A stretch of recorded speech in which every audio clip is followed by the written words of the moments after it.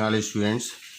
बेटा साइंस का पीरियड था आपका, मैंने यह करा दिया था विद्युत धारा का चुंबकीय प्रभाव, यहाँ तक करा दिया था। इसकी एक्सरसाइज मैंने आपको दी थी।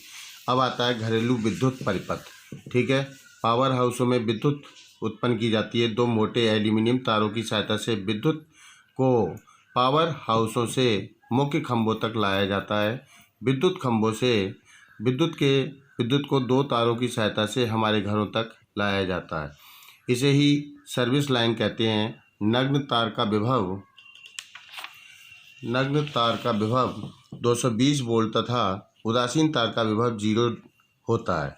इसी वजह से दो तारों के बीच विभवांतर 220 वोल्ट होता है। ये तार विद्युत ऊर्जा मीटर से जुड़े रहते हैं। ठीक है बेटा। अब घरेलू विद्युत परिपथ के निम्न भाग होते हैं। एक विद्युत केबल होता है, फिर पोल होता है, पोल फ्यूज, फिर ऊर्जा मीटर या वाट घंटा मीटर, और मुख्य फ्यूज, मुख्य स्विच, और डिस्ट्रीब्यूशन बोर्ड, और हाउस वायरिंग। ठीक है बेटा। हाउस वायरिंग के दो प्रसिद्ध तरीके हैं, एक तो ट्री पेड़ सिस्टम और रिंग कुंडली सिस्टम। ठीक है। अब घरेलू परिपथ में समांतर व्यवस्था के लाभ। यदि हम श्रेणी व्यवस्था उपयोग करते हैं तो सभी उपकरण एक साथ काम करते हैं, चाहे हम उन्हें चलाना चाहें या नहीं।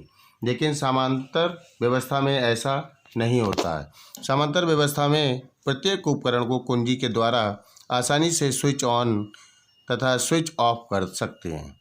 समांतर व्यवस्था के कारण सभी उपकरण एक स्थिर विभवांतर पर कार्य करते हैं। यदि परिपथ में कोई उपकरण खराब हो जाता है तो समांतर व्यवस्था के कारण खराब वाले उपकरण को छोड़कर सभी उपकरण सही ढंग से काम करते रहते हैं। ठीक है। अब आता है विद्युत फ्यूज। यह एक सुरक्षा की युक्ति है। फ्यूज में कॉपर का कम लंबाई का पतला तार होता है जिसका गलनांक कम होता है तथा धारा एक सुरक्षित मान से अधिक हो जाता है तो यह पिघलकर परिपथ को तोड़ देता है।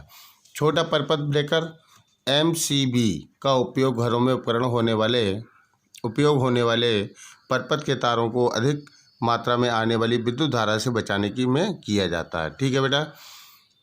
अब आता है शॉर्ट सर्किट। जब दो तार नग्न तथा उदासीन एक दूसरे के संपर्क में आते हैं तो परिपथ में बहुत अधिक मात्रा में धारा प्रवाहित होती है। इससे ही शॉर्ट सर्किट कहते हैं। कारण कौन कौन से होते हैं इसके? पावर लाइंस के परावैद्युत में खराबी होने के कारण, या विद्युत उपकरण में फॉल्ट के कारण जिससे उसमें धारा प्रवाहित नहीं होती है। शॉर्ट सर्किट के कारण परिपथ का प्रतिरोध बहुत कम हो जाता है जिसके परिणाम स्वरूप परिपथ में धारा का मान बहुत अधिक बढ़ जाता है। अब आता है ओवरलोडिंग। ओवरलोडिंग होने से भी कट ऑफ हो जाता है। जब उच्च पावर रोस्टिंग के विद्युत उपकरणों जैसे विद्युत हीटर, गीजर, रेफ्रिजरेटर, विद्युत मोटर इत्यादि को एकल सर्किट या एकल परिपथ में जोड़ने से ओवरलोडिंग होती है। ठीक है। अब आता है अर्थिंग। विद्युत झटके के जोखिम से बचाने के लिए विद्युत उपकरणों की बॉडी को तार की सहायता से पृथ्वी से शून्य विभव जोड़ देते हैं। इसे अर्थिंग कहा जाता है। घरेलू परिपथ में 3 तारों का उपयोग किया जाता है: गर्म तार, जीवित तार, उदासीन तार तथा अर्थ तार। अर्थिंग तार एक सिरा पृथ्वी में दबा दिया जाता है तथा दूसरा सिरा उपकरण की बॉडी से जुड़ा होता है। यदि गलती से गर्म तार उपकरण की बॉडी पर गिर जाता है तो तार के द्वारा धारा पृथ्वी में चली जाती है और हम विद्युत झटके के जोखिम से बच जाते हैं। अब आता है विद्युत के उपयोग करने में सावधानियाँ। खराब प्लग, कौन कौन सी सावधानियाँ करनी चाहिए? खराब हुए प्लगों को, स्विचों को, सर्किटों को आदि को बदल देना चाहिए। चिंगारी या स्पार्किंग से बचने के लिए सभी जोड़ टाइट होने चाहिए। सभी विद्युत उपकरणों के अर्थिंग होनी चाहिए। कभी भी स्विचों तथा प्लगों की गीले हाथों से स्पर्श नहीं करना चाहिए। एक जीवित परिपथ को देखने से पहले रबर के जूते या दस्ताने पहन लेने चाहिए। परिपथ के जीवित तार में हमेशा फ्यूज तार को जोड़ना चाहिए।